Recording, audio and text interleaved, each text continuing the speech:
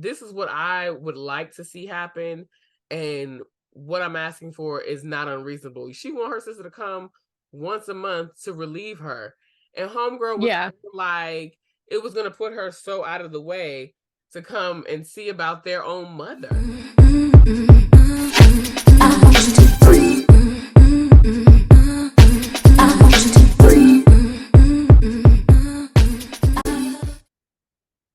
Hello, friends. We're back. We're Black and Curious. I'm Kandrin. What up, what up, Anastasia? How you doing? Hello. And if you've never been here before, welcome. We do a cross section of pop culture in real life. And today we're going to talk about Love and Marriage Huntsville. We do this on a pretty regular basis. So if this is your show, if this is your jam, you like the girlies over on OWN, go ahead and subscribe to the channel and we are here for you. So we're talking about post Houston for the most part. Yes. Stormi and her family.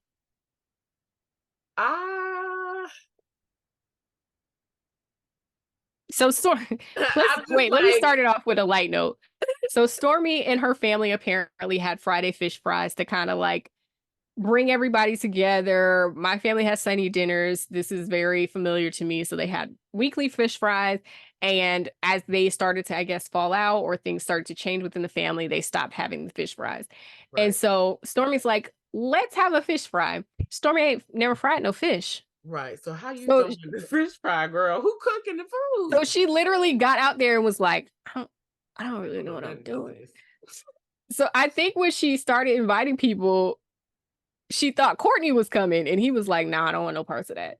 And so I think her aunt ended up being the one that was frying the fish, but it was just like, girl, how you gonna have a fish fry when you don't know how to fry fish? Like, girl. That was funny though. Do better, Storm. Though, because it was funny. One of her uncles, when the other aunt got there, the one that's beefing with everybody, so it seems, when she got there, he was like, ooh, finally the cook is here. Yeah. So that was cute. So yeah, it was. So it seems like this is something that happens, I know, quite a bit with different families. Is like when it comes time to be the caretaker, I noticed that none of the brothers were involved. So, you know, there seemed to be a lot of kids and it was only falling on the two women in the situation, the two daughters mainly, to be doing all of the caretaking for the ailing parents. And it was just like, that's one of those moments where we've talked about my aversion to labels and things of that nature, but like, this is the reason why, because there's no reason why these adult sons can't also be chipping in and helping with the situation. Mm-hmm. But I think to her mom's point, some of the brothers do come by and see about their mom and what they can, whatever. But they're not. Yeah, they're not. And really they probably add money to the situation.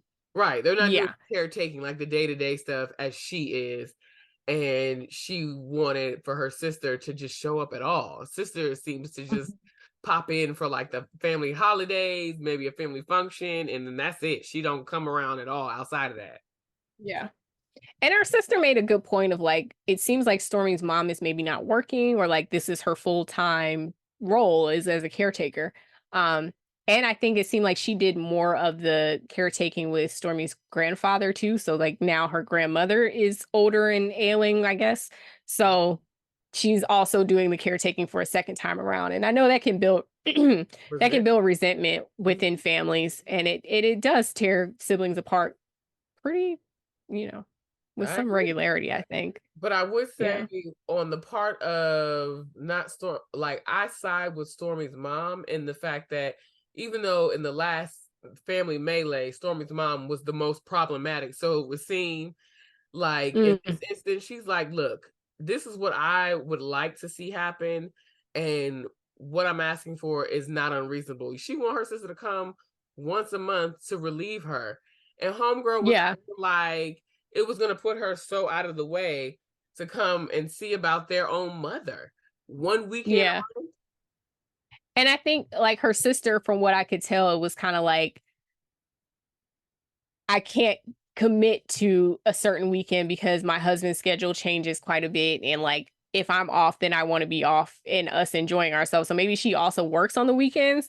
So it seemed like That's there what was a lot I'm of different saying. things. I'm not saying that it's right. And I think that's when Yeah. Stormi's mom backed up and was like, no, I'm saying any weekend of your choosing. Like, you don't have to tell me in advance like that it has to be a particular weekend. If you're off and your husband's out of town working, then come Make that it weekend one or whatever. thing. But I just Fine. need some help. Like, I need some support for our mother.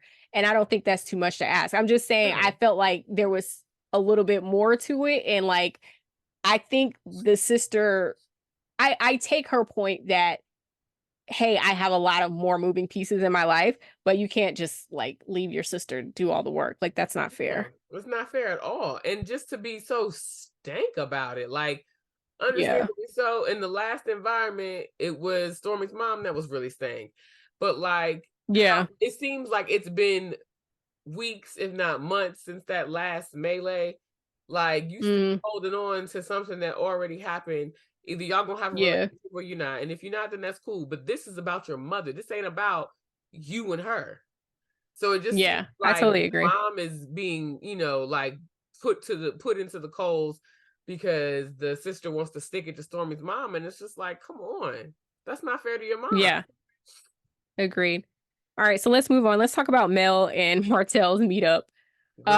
Um, What I as soon as Mel off got out of the rip? car, I was like, who is she wearing this dress for?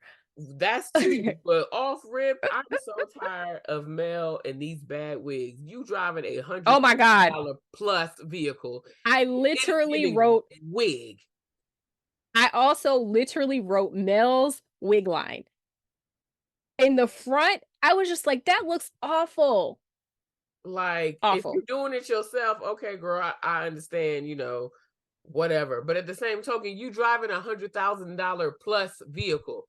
You can Yeah. afford to get you a custom wig made that you can continue to wear over and over and recycle it out. You can Not get a good. few of them. Not good. Not good. Not good at all. Just Um, see the wig, the dress, and you talking about I'm which was going to also cheap catch a looking. flight. But the dress was so it was like it don't fit. If you got to keep shimmying and pulling at it, that shit don't fit. It honestly just looked cheap. So anyways, Thanksgiving Shein. moving about. So Martell actually, this was a DJ Richie Sky, I think, did a video on this, but talking about Martell basically said production set all this up and I didn't really want to be there. I didn't want to bring her flowers. She didn't want to do the scene, but this was all for TV essentially. Like, I wouldn't have done this. I don't have any feelings for her. I don't care about the ring that she bought. And it's just like, Why are you okay, wearing sure. it then? Yeah. And also like maybe you should get off the show then. Like, if you know what I mean? And honestly, I get it. Like, they're divorcing or divorced. Like, they don't want to have constant interaction with each other. I get it. But it's like that's what the show is. That's what the show is. This is your job. I feel like we say Yeah, this this is your so job. often as it relates to these people, but this is your job. This is what you're getting paid to do. And at this point, the Yeah. way that the credits roll at the start of the show, he ain't even in them. He So is in them. like, He's the first person on. okay, I must be missing it because every time I see the credits, Yeah. I never see him. I'm No, like, he's the God first person on. I looked because you said it and I was like, no, he's still up there. He's the first person on. damn. Okay. Um, and she's the end. So, it was just a lot. And honestly, but I respected the way that she read him during that meeting because it's like he's always acting like it's these people use gaslighting a lot, but this is actual gaslighting where he will like really does try to make it seem like she's crazy after he's antagonized her. Like, you do all this stuff, you're talking about, oh well, Narcissistic I'm waving the behavior. white flag and I'm trying for us to get on the right page or whatever, but then you file for custody like she's a bad mother. Like, which one is it? Do you want to be in a good relationship or not?